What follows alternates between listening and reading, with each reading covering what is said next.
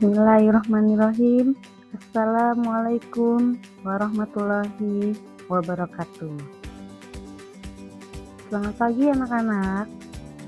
Apa kabarnya hari ini? Semoga masih dalam keadaan sehat walafiat. Amin. Sebelum kita belajar, jangan lupa kalian isi absen terlebih dahulu ya. Dan juga jangan lupa untuk berdoa sebelum belajar.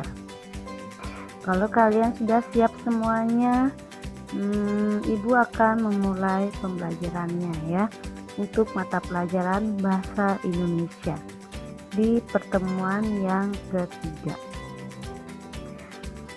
Materi di pertemuan ketiga ini masih berkaitan dengan teks berita ya. Kalau minggu lalu kalian belajar bagaimana mengidentifikasikan unsur-unsur berita dan menyimpulkan isi teks beritanya, kali ini kalian akan belajar bagaimana menjelaskan struktur teks berita. Ingat, struktur teks berita.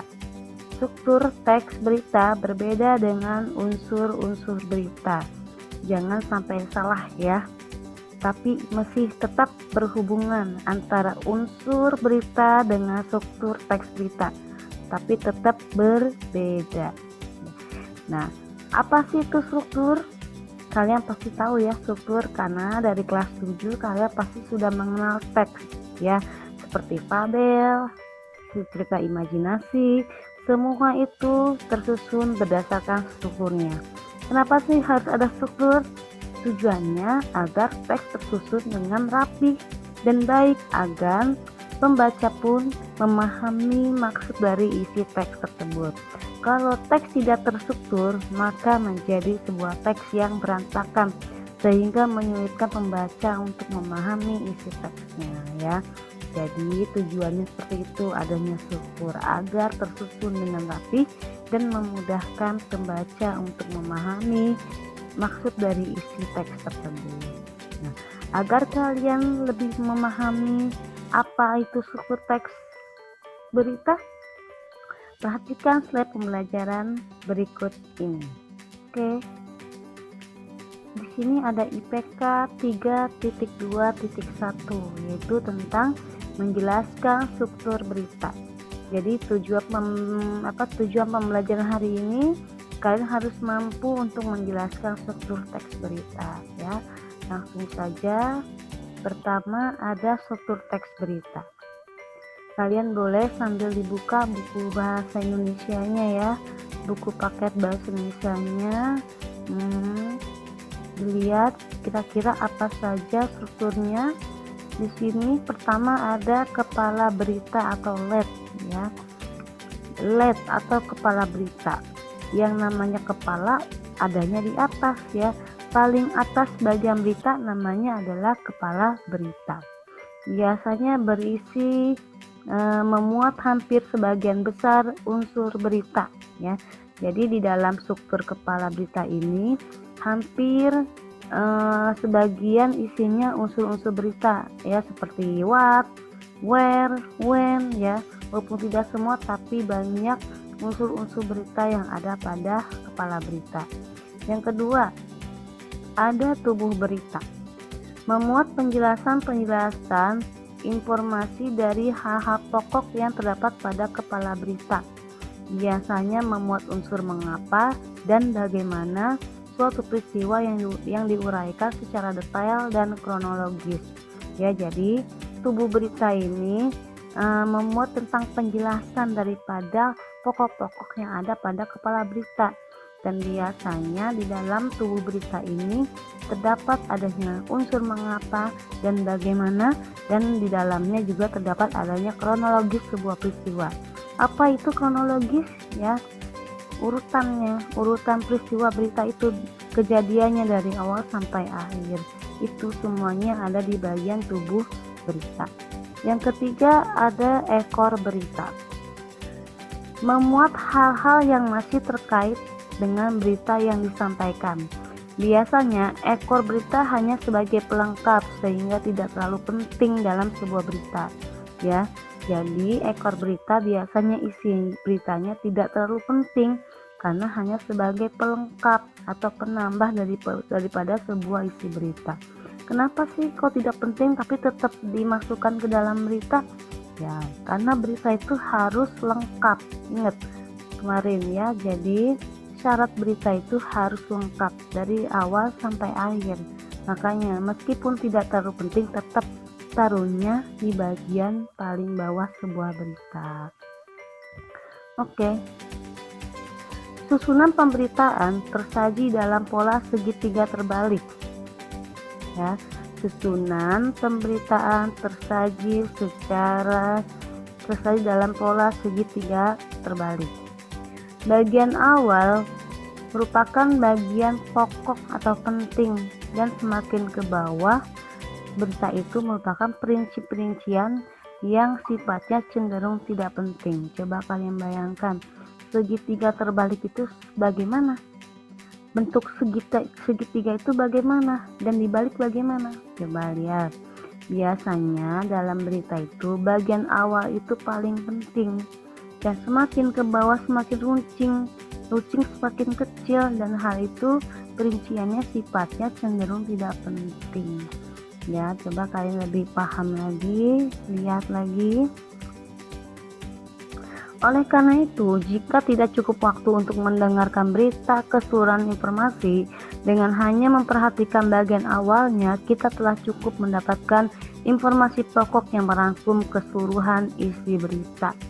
Jadi, kalau kamu baca berita tapi waktunya gak sempet ya, karena banyak beritanya, kamu cukup membaca paling awal aja, sudah cukup mencukupi informasi pokok. Karena informasi pokok, unsur-unsur pentingnya ada di bagian kepala dan bagian tubuh berita ya, seperti itu. Jadi kalau misalkan waktunya tidak mencukupi, kalian cukup membaca di bagian awal, itu sudah mencakupi dari informasi penting dalam isi berita.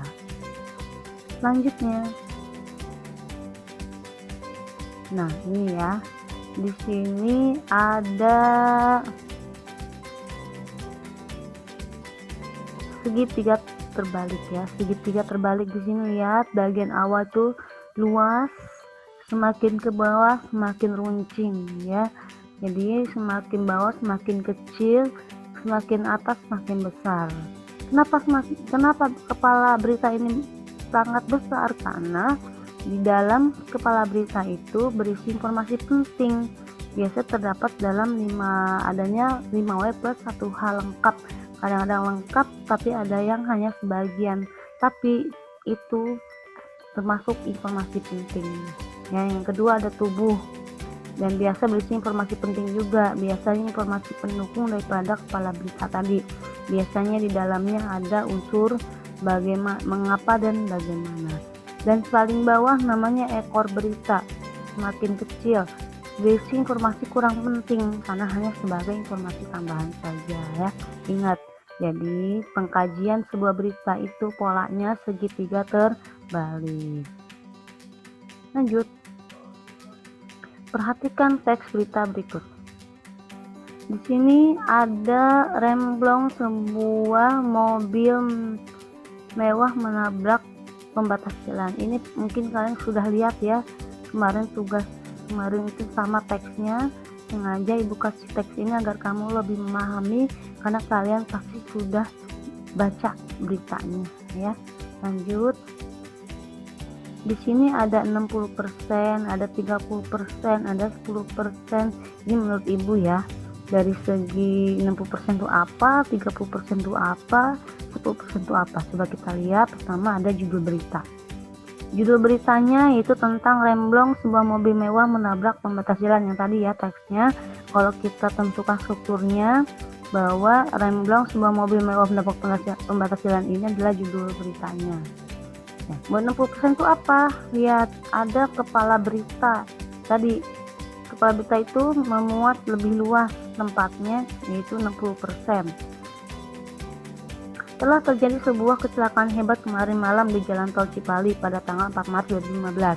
Sebuah mobil mewah ini dikemudikan oleh seorang anak muda bernama Agus.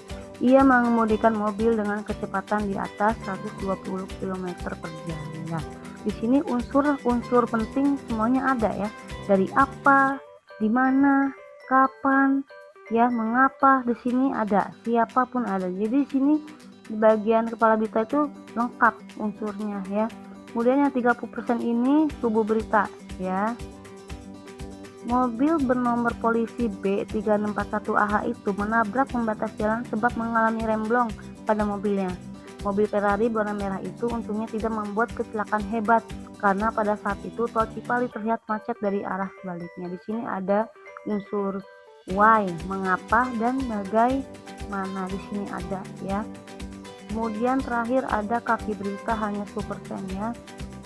Lihat, untungnya dalam kejadian ini tidak ada korban jiwa, hanya saja sang pengemudi mengalami luka berat dan kini masih dirawat di rumah sakit terdekat. Jadi ini hanya informasi yang tidak terlalu penting sehingga hanya sebagai menambah berita saja ya.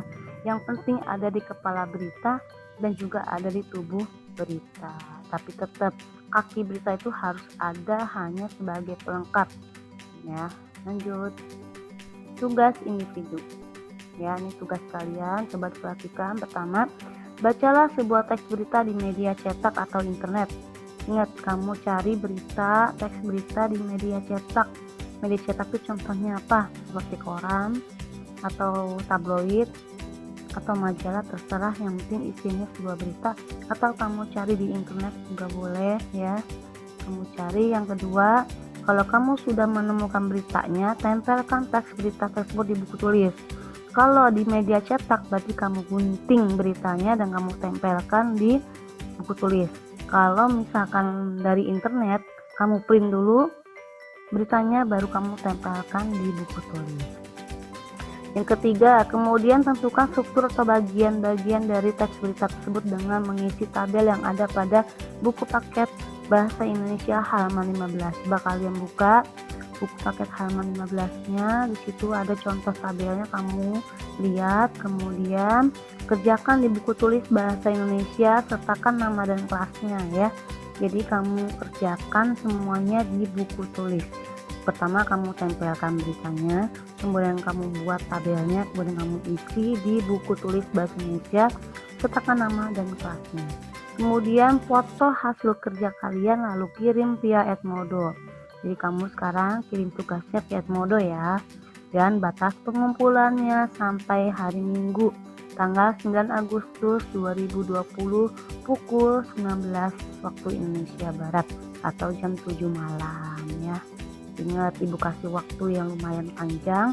Coba kamu cari beritanya dulu, kemudian kamu tempel beritanya di buku tulis, kerjakan soalnya, dan foto hasilnya kirim ke Edmodo. Oke?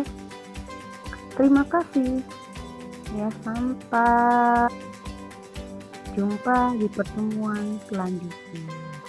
Sekian dari Ibu. Kalau ada yang mau ditanyakan, silakan tanyakan di via WhatsApp grup ya. Sekian, wassalamualaikum warahmatullahi wabarakatuh.